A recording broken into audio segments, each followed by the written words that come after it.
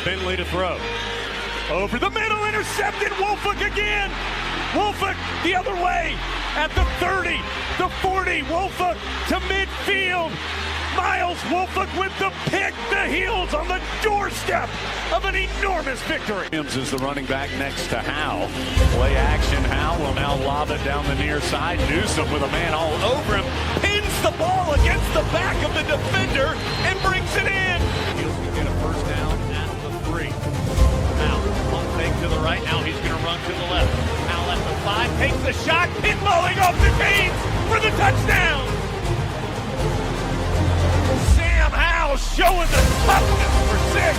Cardinals down 4, 35-31. May has the shotgun snap. Pressure coming. Rolls to the right. Throws to the end zone. Touchdown! Touchdown, Antoine Green! 16 seconds to go. No flag. Snapping it off the 8-yard line. May pulls it, tries to roll it apart. Oh, now he's going to throw it and score! Christian May throws it to Payson in the end zone for the touchdown. May throws it left-handed.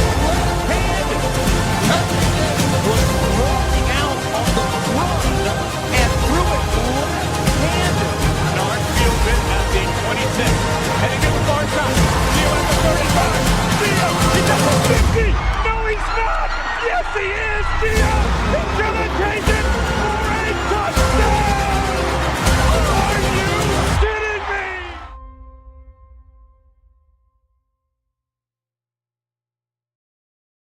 What's going on, guys? Welcome into another edition of the Heel Tough Blog Podcast.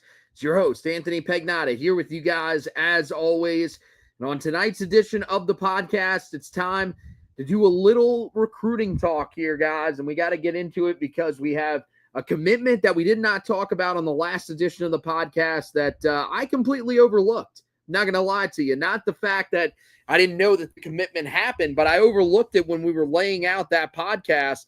And that was on me. That was on me. So I definitely wanted to come back, circle back tonight, talk about the commitment that Carolina received right before the game against Syracuse.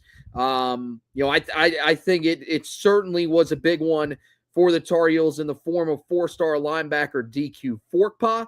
So, yeah, we'll talk about him tonight. We'll talk about, the decommitments from Carolina. They've had 3 in the last week. I think there are some people that are starting to get a little bit concerned, and I think that's definitely something that is worth discussing on tonight's edition of the podcast. Really, I'm going to tell you why I don't think you should be all that concerned about the 3 decommitments that Carolina has had. It's a strategy, how they're going about recruiting, but I do think that ultimately it's going to work out for Carolina in the long run. And then before we get out of here, we'll sort of reset where everything is at when it comes to the 2026 recruiting cycle. We'll tell you about some of the upcoming visits that Carolina has on the horizon and some of the guys that are on Carolina's board as of right now as they go down the stretch here. A lot of this courtesy of Inside Carolina reporting and everything like that, and on 3 Sports listing some of these visits that will be taking place. So we'll talk about all of that here on this edition of the podcast. But as I mentioned, let's start with the positive. Let's start with the commitment that Carolina landed in the form of DQ Forkpa. And this was a huge one for Carolina at linebacker.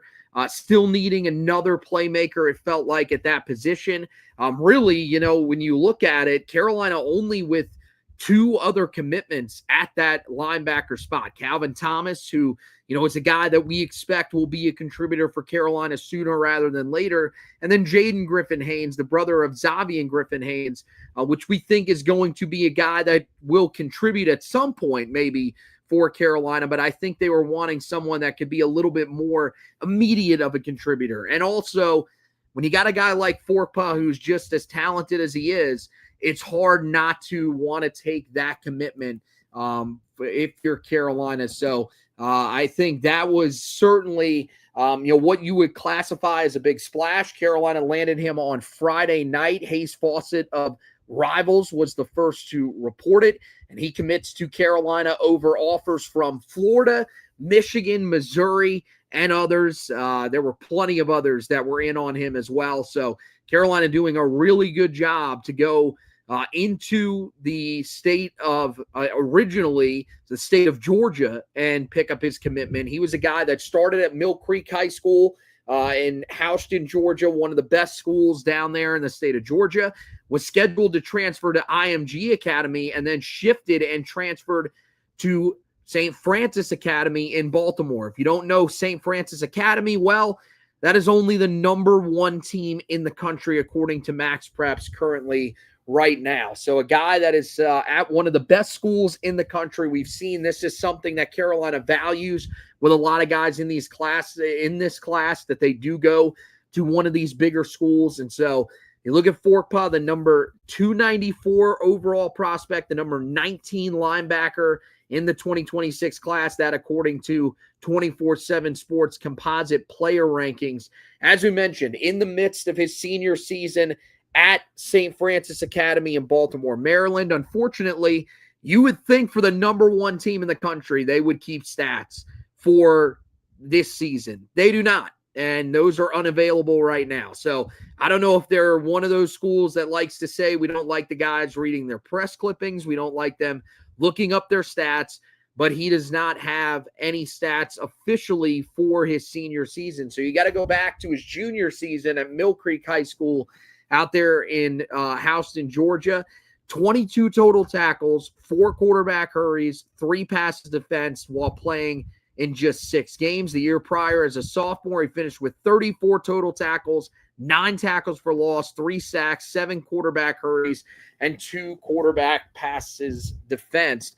Now, the thing that I think is interesting with that stat line, especially that junior year, you do wonder if maybe the numbers were a little bit better. Maybe there were some sacks and tackles for loss in there that did not get put into the computer. This is the thing that you always got to wonder about when it comes to high school prospects. It's not a guarantee. It's really a crapshoot as to whether or not they're going to keep their stats. And if they do keep their stats, how well are they going to keep them? So who really knows? Well, ultimately, what you needed to see is throw on the film, throw on the highlight tape, and really learn, a little bit about what he brings to the table. First of all, incredibly versatile player, a guy that can line up at either edge rusher or linebacker, off-ball linebacker, that is, and really succeeds in both areas. I think he could play either one of those spots and have success. Now, at his size, that might be a little bit more of a question. I think that certainly is something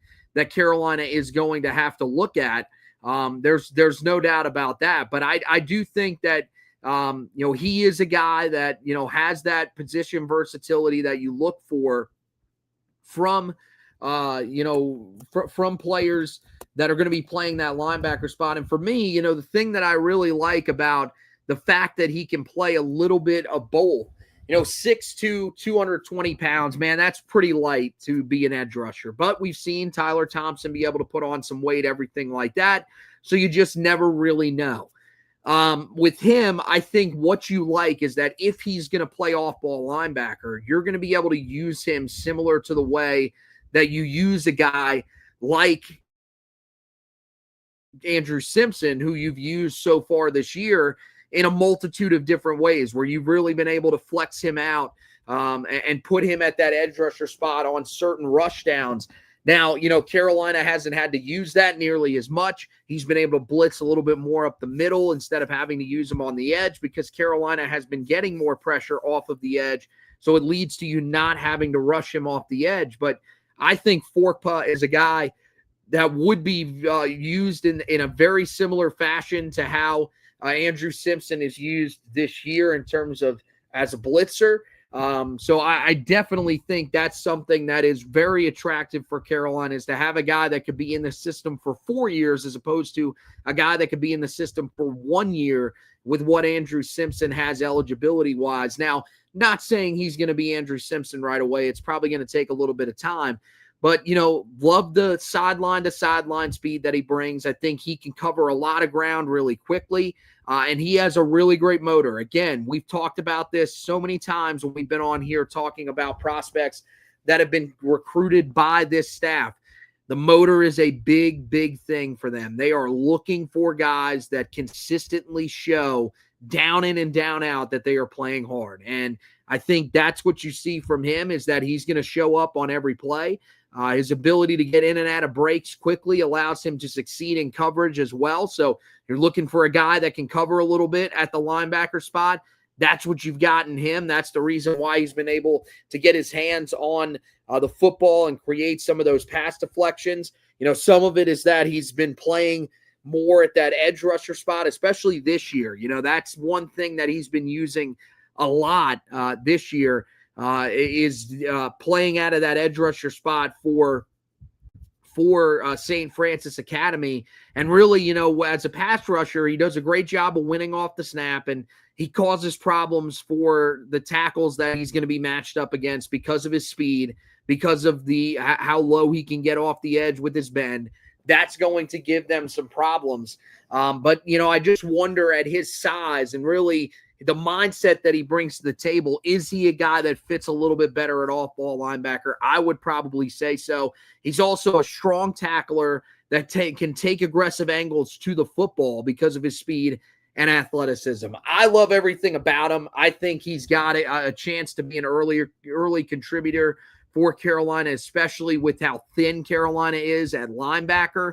I already mentioned you're going to lose Andrew Simpson after the season is over. Mekhi Bayor is also going to be gone after the season is over. Just 1 year of eligibility for both of those guys, which means there's going to be plenty of opportunity for other guys to step up. We have not seen another linebacker play significant snaps for Carolina so far this year. The most significant that we've seen is Jonathan Agamadu when he played significant-ish snaps in the game against Richmond, and that was late in a game that was against an FCS opponent. So I don't expect that you're going to really see him all that much the rest of the season. So yeah, that's a big one for Carolina, one that they needed to get on board to feel secure about that linebacker spot. Now, ultimately, you know, they've got 3 linebackers now committed in the class. People will say, well, on 24/7 Sports, there's a 4th linebacker that's listed. That's Julian Burns. Julian Burns is a guy that I think will probably end up playing safety, but I do think that there is a possibility that he plays linebacker. Really, what I envision for Julian Burns is a very similar role to what we're seeing Greg Smith play for Carolina right now. Now, maybe he's a guy that, because of how aggressive he is, how hard of a tackler he is, how punishing he is in the run game, you could see him a little bit more often than you see Greg Smith.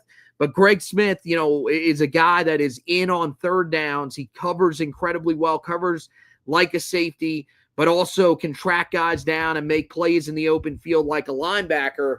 That's ultimately the role that he's playing for Carolina on third downs this season. So I could see, you know, a guy like Julian Burns being used in a very similar role for Carolina in the years to come down the line. So 3 linebackers officially committed in this class, and Carolina might not be done just yet, but we'll tell you about that here in a little bit.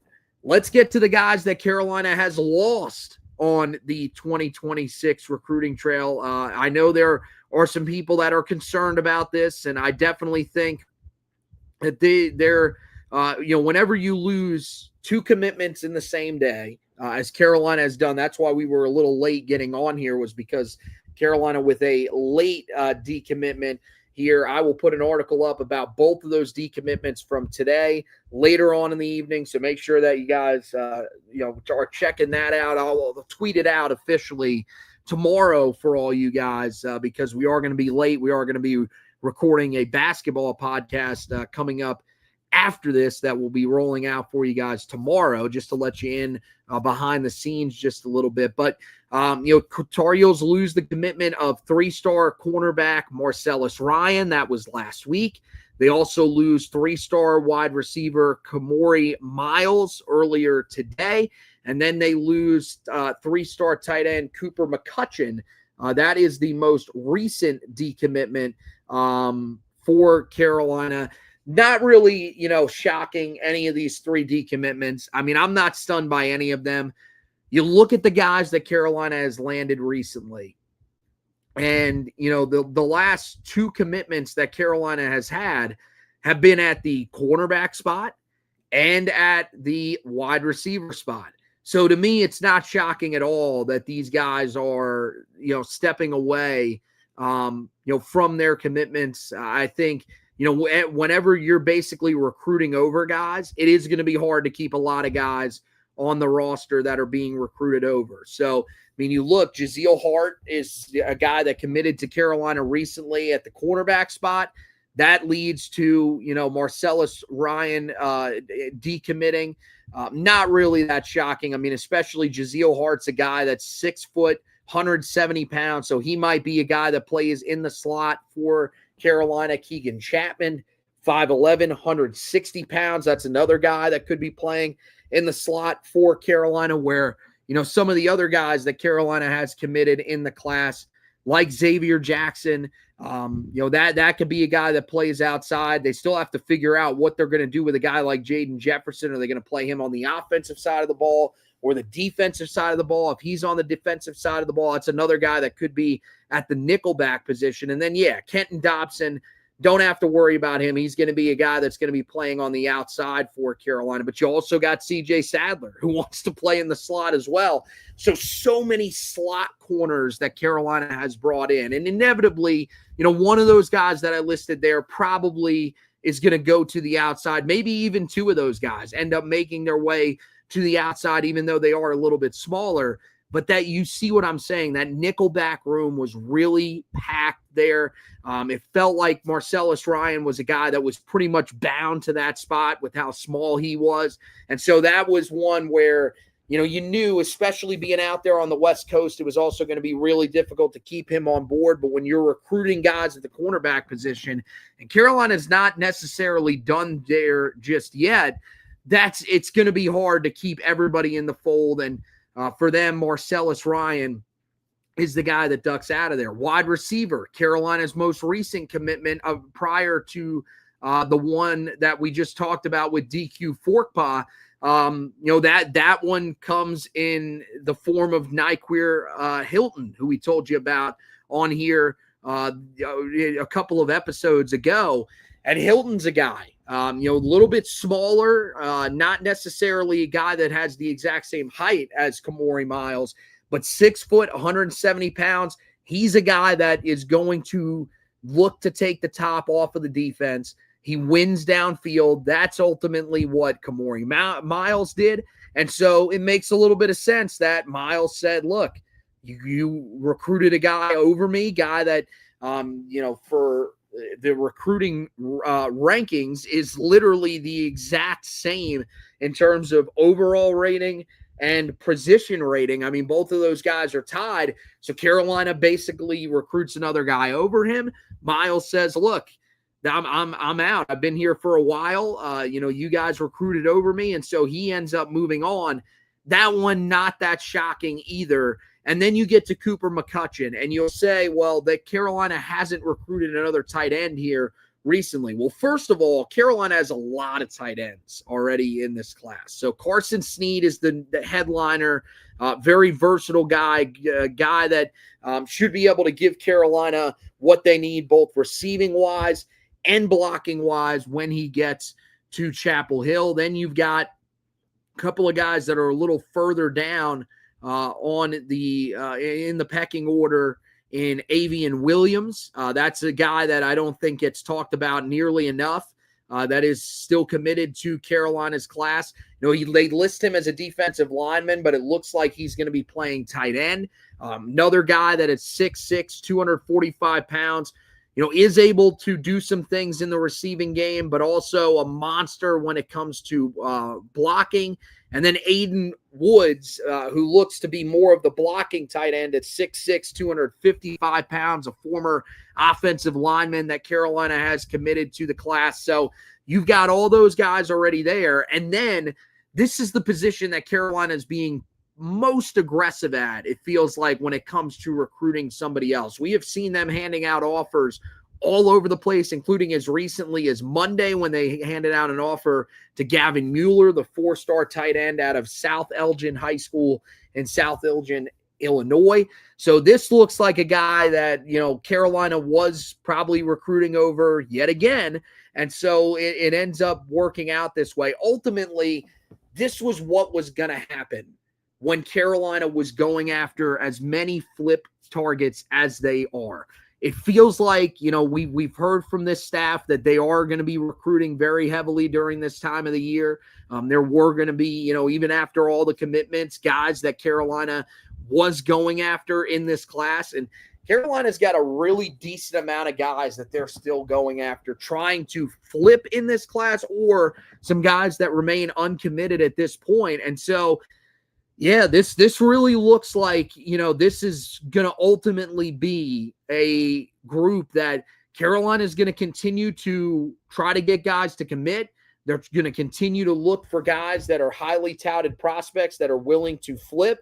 And if they do end up landing those guys, they're not going to worry about the repercussions that they're going to have from it. They're looking for guys that fit what they want to do. I think they have a better understanding of that now than they did when they were originally recruiting these guys. They understand what their system is going to be now, where you had an idea back in the summer and spring months.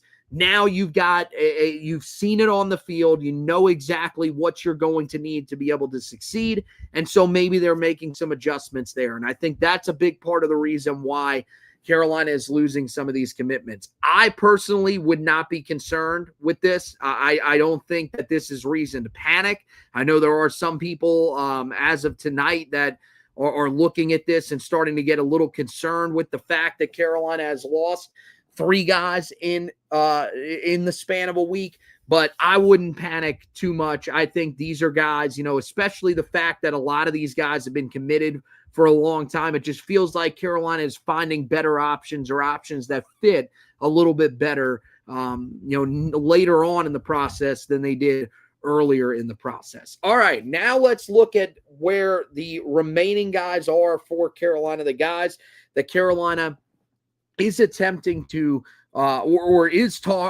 are talking to, and or at least attempting to get on campus. There's a lot of guys, and I mentioned we'll start with the tight end group because there are a decent amount of guys in that tight end room that I think Carolina is looking at. That's the position that they are being the most aggressive at right now in terms of the number of offers that they've handed out, the number of guys that they're either hosting or hoping that they can get on campus. As I mentioned, Gavin Mueller, the highest rated of the group, he was offered on Monday. Currently, a guy that's trending towards Miami after a visit there a couple of weeks ago.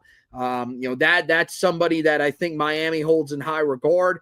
But it is interesting that Carolina threw their name into the ring. Maybe it tells you that they're not having nearly as much success with some of these other guys as they were hoping. Amari Towns, the 3-star tight end out of Southside High School in Selma, Alabama, a guy who's committed to Purdue. He is visiting this weekend.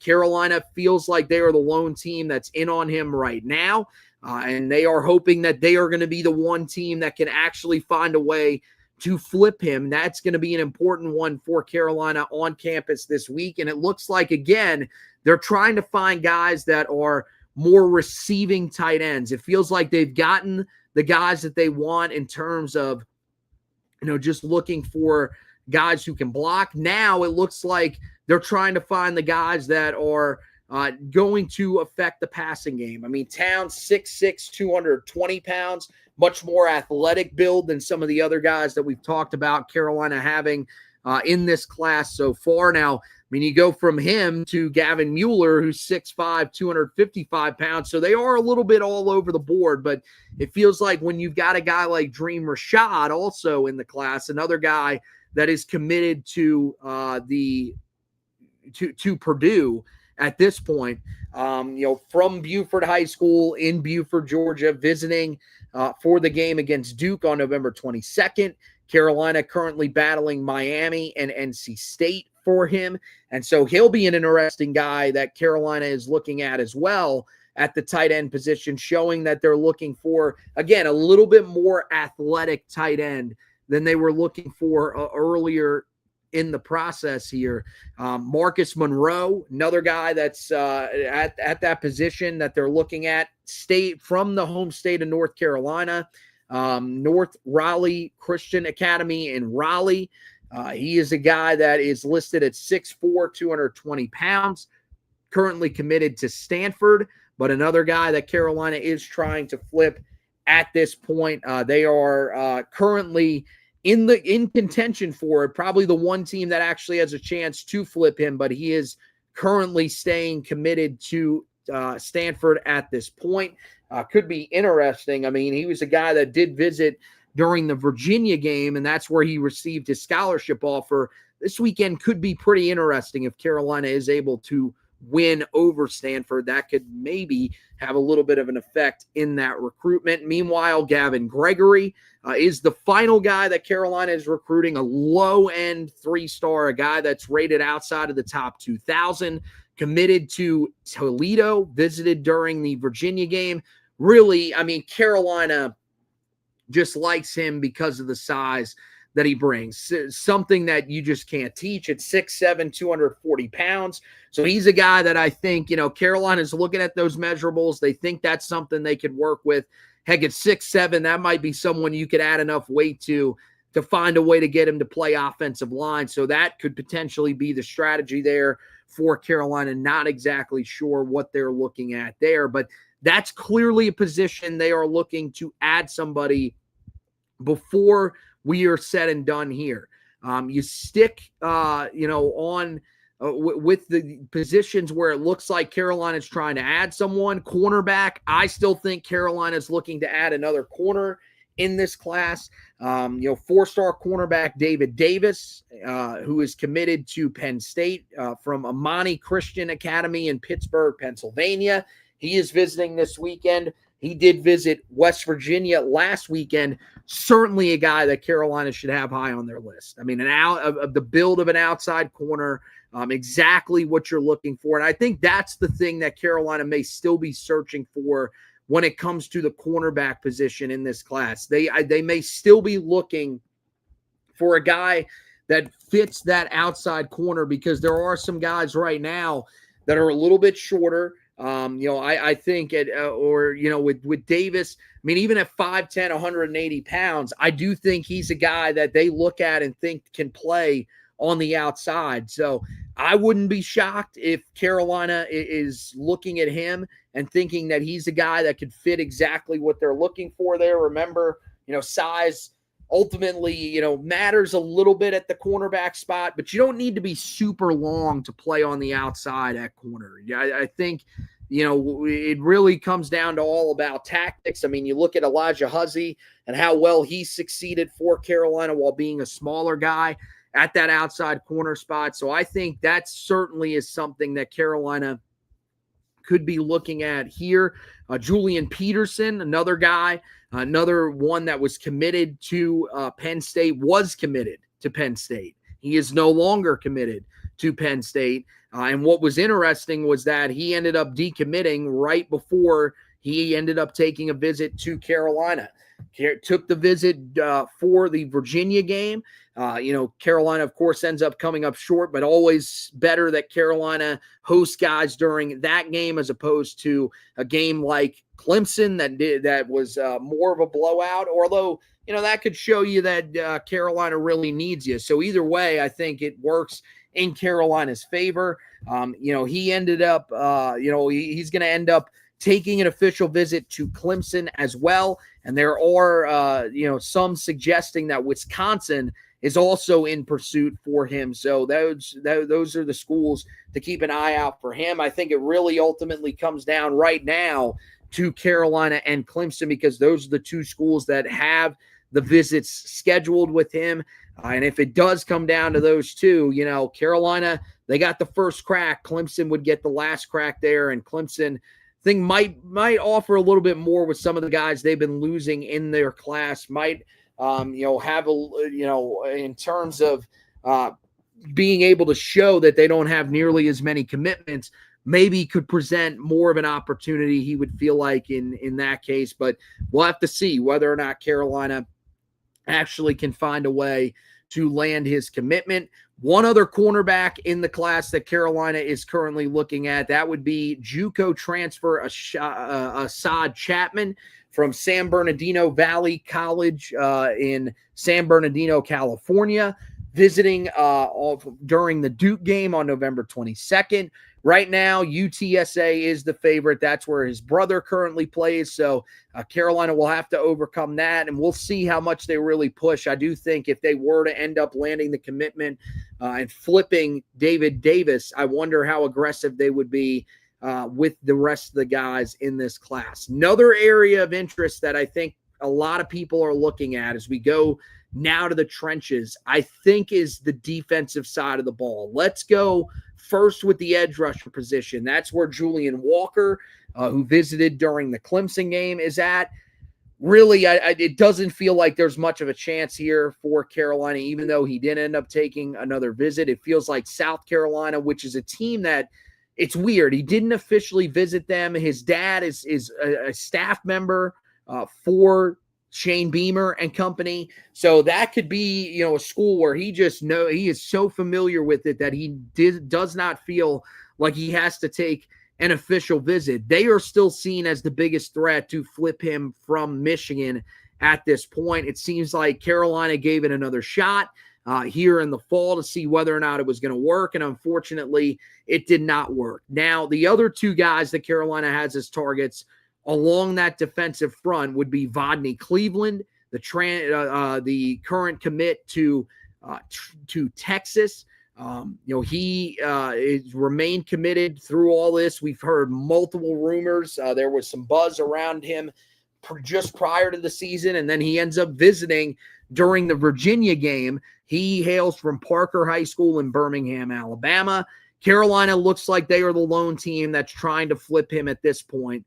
And it feels like they are, still pushing for him. Now, it's going to be made a little bit tougher with the decommitment of Dylan Berryman earlier today, another 4-star prospect along that defensive front. That means that Texas is going to be pushing hard to make sure that they keep Vodney Cleveland, keep at least one of their two big pieces there at the defensive tackle spot. So Carolina's got to, if they're going to find a way to complete this flip, they have to probably put together another push here in order to be able to flip him ultimately when it's all said and done. Meanwhile, Carter Gooden, who was a guy that Carolina hosted back during the summer, he committed to UCLA. Deshaun Foster, of course, gets fired out there, and so his recruitment rather is sort of reopened. He's still held on to his commitment right now to UCLA. So he's not fully opened his recruitment, but he is, a guy that is looking around, currently has no visit scheduled to Carolina. Miami and Tennessee are two teams that are pushing for him as well. So certainly a situation to keep an eye on. Doesn't feel nearly as inevitable as some of the other guys here when it comes to the flip candidates. You go to the offensive side of the trenches. That's where you get to the offensive tackles that Carolina is looking at. They are still looking to add another tackle in this class. This is another spot where I feel like, kind of like tight end, I think maybe even more so than corner maybe. Carolina is looking to add somebody here. I don't know who exactly it's going to be, but it feels like they are going to add an offensive tackle before it is all said and done. They have 4-star offensive tackle Tyler Chukunum out of South Paulding High School in Douglasville, Georgia. He visited during the Virginia game. As of right now, the feeling is that, according to Inside Carolina, he is not going to end up flipping to Carolina. So take him. I wouldn't say completely take him off the board, but it feels like a lot of the guys for Florida are going to probably end up hanging on to their commitments and seeing what ends up happening. Same thing with Chancellor Campbell, another guy that is committed to Florida at a Lakewood High School there in St. Petersburg, Florida. As an in-state guy, looks like he's just going to end up holding on to his commitment after visiting during the Virginia game as well. So what does that mean? Well, then Carolina is down to a couple of JUCO guys, as well as 4-star Thomas Wilder, who is expected to visit this weekend. That would be huge for Carolina to be able to get him back on campus, as it looks like Carolina, if they can get him on campus, would be the only threat to what appears to be a Maryland-Virginia Tech race right now. He is a guy that was once committed to Virginia Tech, backed off of that commitment after the firing of Brent Pry. But it also feels like, as an in-state guy, he could just be holding out to see ultimately what Virginia Tech ends up doing. I think if Carolina is able to get him on campus, they're going to need to blow him away in order to probably complete what would be a flip of him from Virginia Tech. But I do think that that's going to be the goal for Carolina. They definitely look at him as someone that they would like. Personally, I would, go with the guy like TJ Taylor. I think with, Thomas Wilder, there's plenty of upside there, but TJ Taylor also brings that upside. And is a guy at the JUCO level that has had some decent success. He comes from the College of the Canyons out there in Santa Clarita, California. He is going to visit on November 22nd during that game against Duke. Carolina competing, though, with NC State, SMU, and Illinois as of right now. That's a group that could continue to grow. So he's a very popular prospect that Carolina is going after, but I would love for Carolina to be able to get him. I think that's probably the preferred guy out of the group. The guy that Carolina probably has the best chance of landing would be Jonah Rodriguez. He is an unranked JUCO transfer from Southwestern College over there in San Diego, California. He is visiting this Saturday for the game against Stanford. He is one of the guys that holds just one power conference offer. That is from Carolina, and the other offers that he has on the table for him are a group of 6 offers. So that means that Carolina is going to have a pretty good chance of landing him if they want him when they host him this weekend. Couple other spots to keep an eye on for Carolina. Before we eventually get out of here, the linebacker spot. Even though they did land a commitment there, you think, okay, maybe Carolina's done. Not just yet. 4-star linebacker Terry Wiggins, a guy who is committed to Penn State out of Coatesville area high school in Coatesville, Pennsylvania. He is expected to visit in the middle of the week, coming up on November 19th. That's when he's expected to be on campus. So the middle of that Duke week, he's expected to be on campus with Carolina. The Tar Heels, along with West Virginia and Colorado, the team that he will actually visit on the weekend of the 22nd. That is the group that Carolina is contending with right now.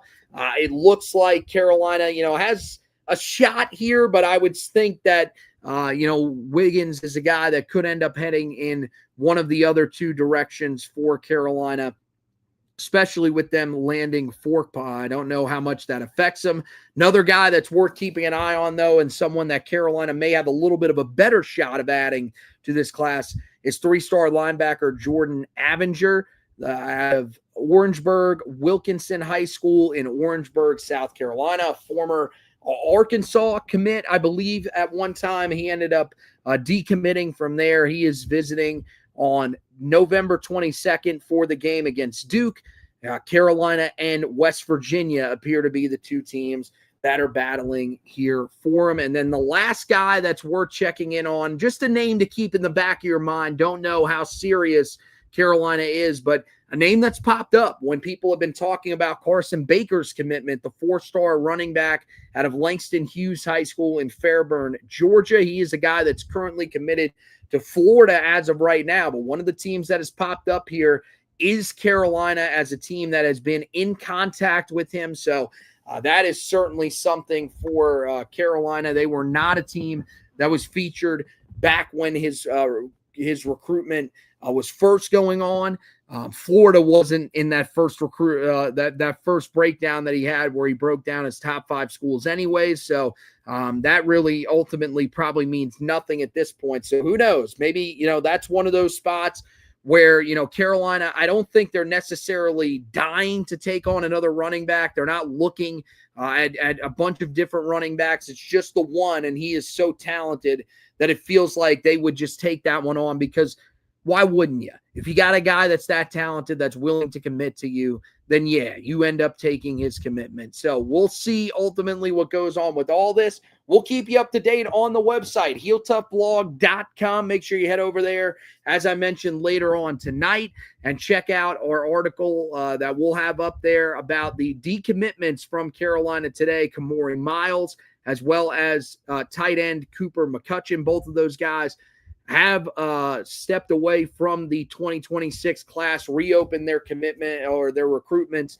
and it looks like neither one of them will be considering Carolina moving forward. If you missed it, go back to the earlier portion of this podcast where I tell you why that's not necessarily a that big of a concern when it comes to their decommitments.